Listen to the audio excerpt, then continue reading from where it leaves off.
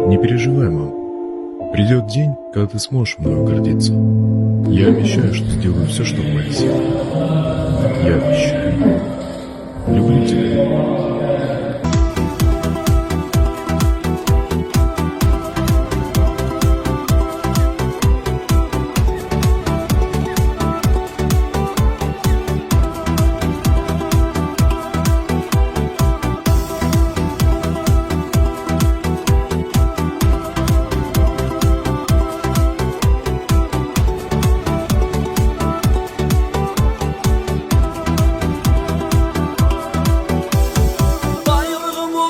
Жерім Қазақстан, жарқыраған күн нұрымен Қазақстан, тербеледі қыр гүлімен Қазақстан.